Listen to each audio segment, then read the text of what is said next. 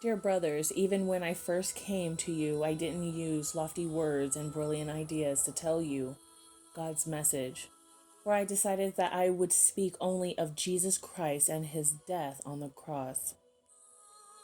I came to you in weakness, timid and trembling, and my preaching was very plain, not with a lot of oratory and human wisdom, but the Holy Spirit's power was in my words, proving to those who heard them that the message was from God.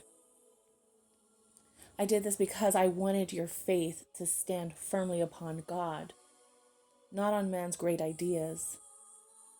Yet, when I am among mature Christians, I do speak with words of great wisdom, but not the kind that comes from here on earth, and not the kind that appeals to the great man of this world, who are doomed to fall.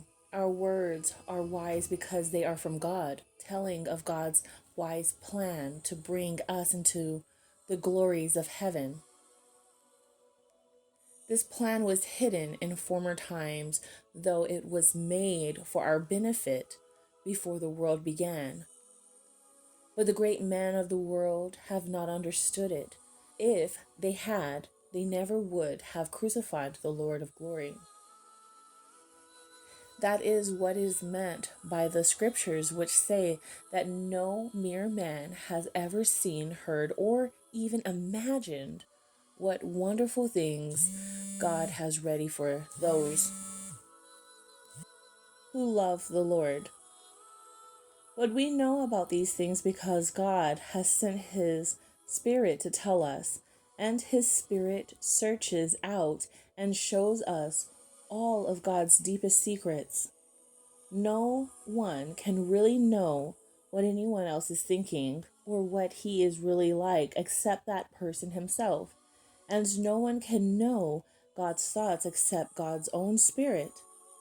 And God has actually given us his Spirit, not the world's spirit, to tell us about the wonderful free gifts of grace and blessing that God has given us. In telling you about these gifts, we have even used the very words given to us by the Holy Spirit, not words that we as men might choose. So we use the Holy Spirit's words to explain the Holy Spirit's facts.